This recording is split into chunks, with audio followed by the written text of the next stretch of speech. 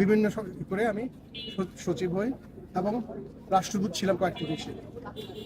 আমাকে 2017 সালের ইলেকশনের আগে আমি এয়ারপোর্ট যাচ্ছিলাম আমার মেয়েকে আনার জন্য। আমাকে 8-10 জন লোক বহুদিন ধরে ফলো করছিল।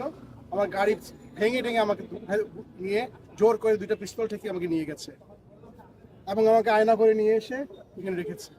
আমি যেহেতু সেনাবাহিনীর অফিসার এবং এই ঢাকারই অফিসার, আমি ঢাকা সেনাবাসী ছিলাম, আমি জানতাম কোথায় আমাকে রাখা হচ্ছে এবং সেইখানে প্রচণ্ড নির্যাতন করা হতো লোকদেরকে।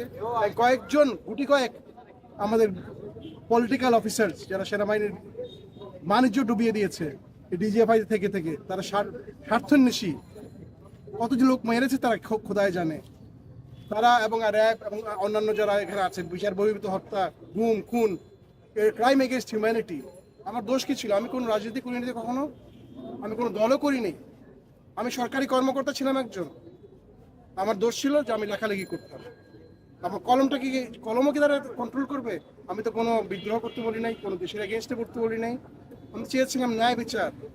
এই ন্যায় বিচারের জন্য কি আমাকে 16 মাস এই ডাঞ্জেনের ডাঞ্জেন মানে কি বলে আয়না করে ফেলে রেখে মাটির তলের মধ্যে একটা অন্ধকার রুমে আমি যে কত ক্ষতিগ্রস্ত হয়েছি ফিজিক্যালি, সেটা আপনি বলে বোঝাতে পারবো না। একবার শেষ এটা বলবেন। সবার মুক্তি চাই, যারা এগুলো করেছে তাদের বিচার চাই।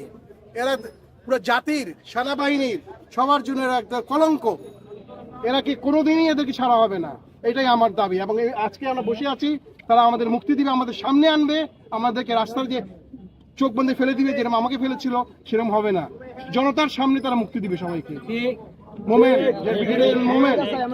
জনগণ চায় তারা মুক্তি, এরাই হলো আসল মুক্তি সংগ্রামী। আসসালামু আলাইকুম। আমাকে গুম করে রাখা হয় এখানে, জায়গাটা খুবই কাছে। ওখানে এটা জয়েন্ট ইন্টিগ্রেশন সেল বলে, জয়েন্ট ইন্টিগ্রেশন সেল, ওইটাকে ডেভেলপ করে তারা আয়নাঘর বানানো হয়। প্রচুর লোক ওখানে আটকানো আছে, মানবতা জীবনযাপন করতে, কান্নাকাটি করতে, বিশ্রী একটা অবস্থা। দীর্ঘদিন ধরে কানে রাতে ঘুমাইতে পারে না, টর্চার নির্যাতন চলতেছে, মুখ বন্ধ। এটা তো একটা স্বাধীন দেশে হইতে পারে না। আমরা কারো করা দিন না, কাউকে উঠে নিয়ে রাখা যায় না এইভাবে। এই সেনাবাহিনী আমাদের গর্বের সেনাবাহিনী, স্বাধীনতার প্রতীক সেনাবাহিনী। এই সেনাবাহিনীর উপর বন্দুক রেখে কিছু অসৎ ডিজিএফআই কর্মকর্তা রাজনৈতিক সুবিধা নেওয়ার জন্য সেনাবাহিনীকে বদনামে ফেলাতে পারে না। এই লোকদেরকে চিহ্নিত করতে হবে, বিচারে আনতে হবে এবং এদেরকে সবাইকে থাকতে হবে, জবাবদিহির মনে আনতে হবে। আমরা চাই ন্যায় বিচার, শান্তি শৃঙ্খলা। সেনাবাহিনী গর্বের সেনাবাহিনী থাকবে। সেনাপ্রধানের নিরপেক্ষতার জন্য তার অগ্রণী ভূমিকা থাকা দরকার আছে। তার ভূমিকা হলো এটাই যে সে কারণ ছাড়া অতি দ্রুত ছেড়ে দিবে আর আমাদের কাছে দিবে, ওই রাস্তা নিয়ে ফেলাই দিবে, চোখ বেঁধে। এটা হবে না, এইসব গল্প বন্ধ, 6-9 হবে না। এইখানে আমাদের দিতে হবে, আমরা এখানে যাব না। আমরাও সেনাবাহিনী অফিসার, অনেক সেনাবাহিনী অফিসার আছে, এগুলো সবাই সেনাবাহিনীর সদস্য, এদেশের সন্তান। কিছু অল্প কয়েকজন ডিজিএফআই সদস্যের জন্য আমরা হইতে পারি না। ডিজিএফআই দেশ চালায় না।